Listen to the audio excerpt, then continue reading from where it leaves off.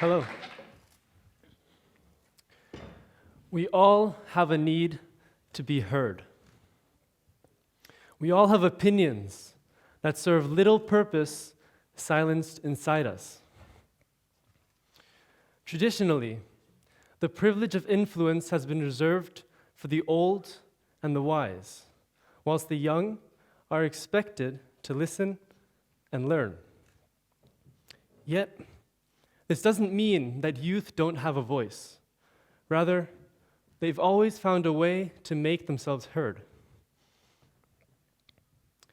50 years ago, youth took to the streets to protest against what they disagreed with.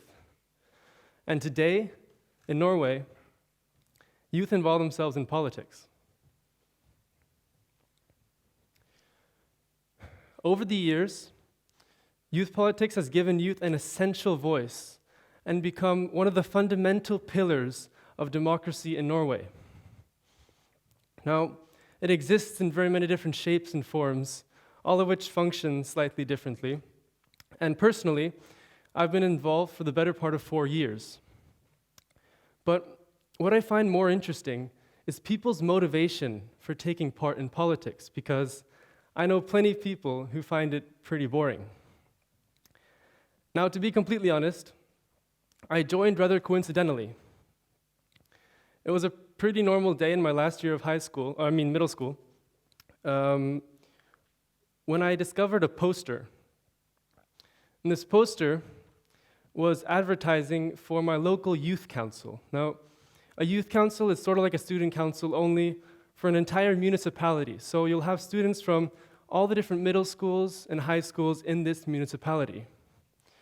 And although it varies, we were 15 members between the ages of 13 and 20.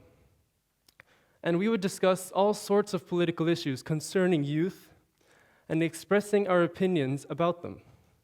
But anyhow, so this poster was advertising for a casual meeting with the chair or the leader of this youth council.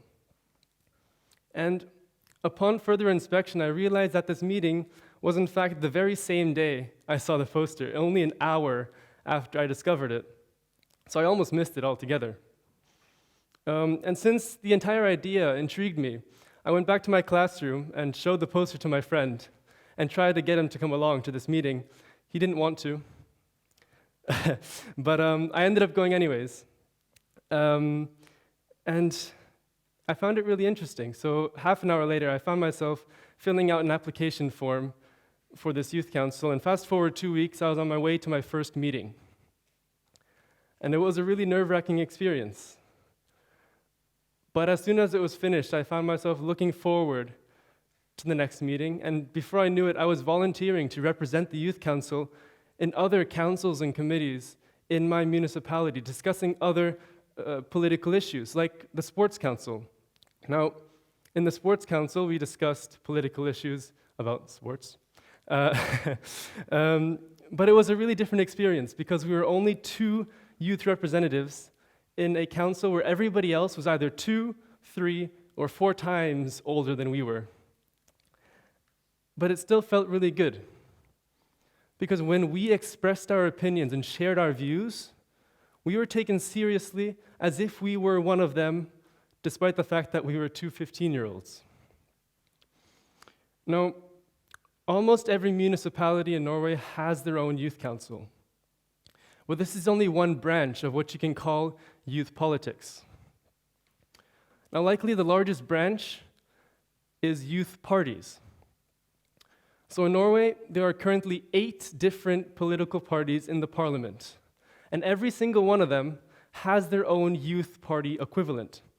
Now, they function independently from their mother parties on both a local, a regional, and a national level. And members, they take part in debates, they discuss politics, they campaign before elections in a very similar fashion to the mother parties themselves. But there are certain benefits to the youth parties and the mother parties functioning independently from each other. As it's often said, that youth parties are both the largest supporters, but also the harshest critics of their mother parties. And what's meant by this is, especially before elections, youth parties will play an enormous role in campaigning for the mother parties, winning votes up towards the election. However, should the mother party make a slightly controversial decision, not quite in line with their party's ideology, the youth parties will often be the first to criticize them in the media and start the fight to change this decision. And even beyond youth parties, there are many other organizations where youth's voices are listened to and valued, like the Student Union and various environmental organizations. But one could ask the question, why is this all important? What benefit is there to involving people in politics from such a young age? In my opinion, there are two main benefits. So firstly, it benefits the individual taking part. Prior to involving myself in youth politics, I was pretty shy. I absolutely dreaded presentations in school, and I'm not joking about this next part. There was, at some point in middle school, I had a presentation in school the day after, which I really did not want to have. So before going to bed that night, I took my pillow and screamed and shouted as loudly as I could into this pillow in an attempt to lose my own voice, so I wouldn't be able to have the presentation the day after. Now, if I remember correctly, I ended up having the presentation anyways. But yeah, I really wasn't one for the humanities. I much more enjoyed the maths and the sciences, but youth politics changed that. Taking part from a young age gives you a deep understanding of your political system, both locally and nationally. It teaches you about how decisions are taken and what you can do to influence them. It builds confidence in public speaking and makes you more aware of everything going on around you. There is no doubt that youth politics is a rewarding and character-building pastime. And additionally, for those who are keen, it gives you a great opportunity to start a political career at a young age. And there are plenty of great examples of this. In a municipality near my own, the current mayor was elected when he was 22 years old. So you can argue, surely at such a young age, he doesn't have the experience required to do a good job as mayor of a municipality. But he joined his youth party when he was only 14. He has 8 years of political experience behind him. That's at least as much as some other mayors in Norway, I'm sure. And the same goes for the Norwegian parliament. At the time of the election, there were multiple members elected under the age of 25, some as young as 22. If you look at the average age of the entire Norwegian parliament, it's only 45. Compare that to the House of Commons, they're 5 years older. The US Senate is an entire 15 years older on average. And Norway's young parliament exists largely thanks to youth politicians taking that step up. Now, the second main benefit is what it brings the entire society. Now, in a similar fashion to any other representative democracy, youth politicians are elected to represent those they are elected by. And said in a much simpler fashion, when I was a member of my youth council, I didn't express my own opinions. I expressed the opinions of my classmates, of the guys on my football team, of all the youth around me, at least to the best of my ability. When we as a youth council made decisions, we didn't base them off of what would benefit us. We based them off of what would benefit all of us.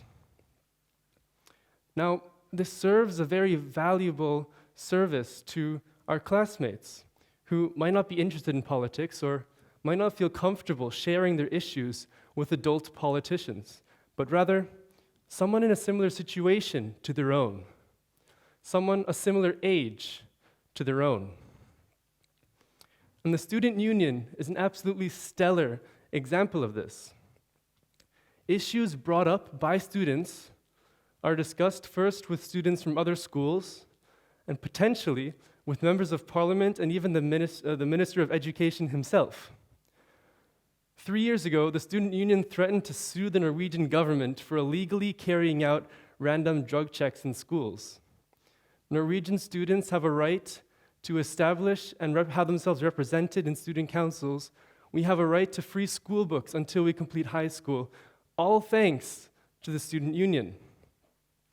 They have proven the potential of youth politics.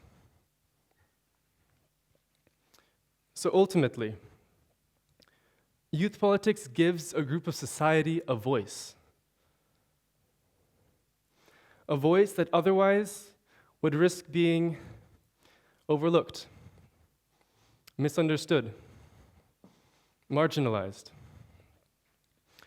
So in this sense, youth can be compared to other minority groups in a society, but what makes youth in particular so important?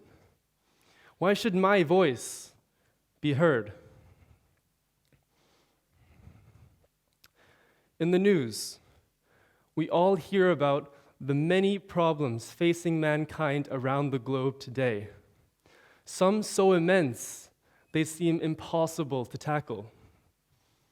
Wars, inequality, global warming. Now bear with me a moment here. Albert Einstein.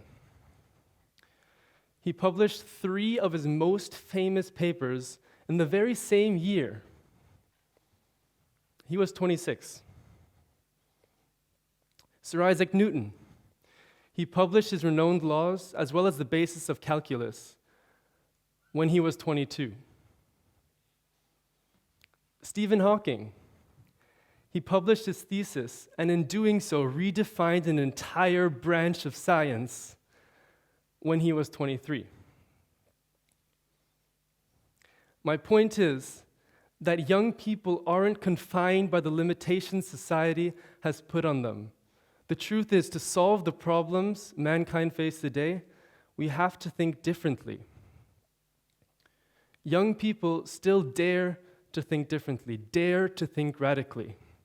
To solve the problems we face today, we have to dare to think radically. One of my goals with this talk was to point out some of the key elements of youth politics.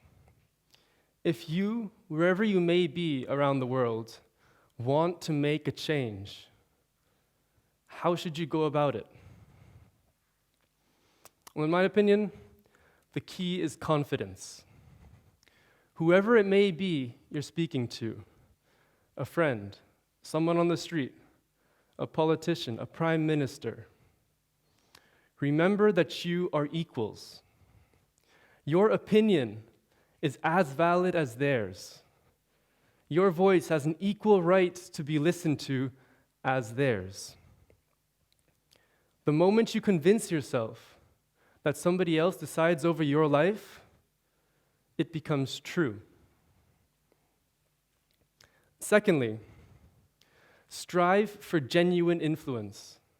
It's pointless to speak in front of an entire city council or even a parliament if it brings about no change. Be thorough in your argumentation and remind yourself why you're here in the first place. And even then, don't be fooled by those who make promises today and forget about them tomorrow. And lastly, however cliché it might sound, don't give up. Especially in countries riddled with corruption, making your voice heard may seem hopeless, like preaching to an empty room. But remember, the youth of today are the leaders of tomorrow. Thank you.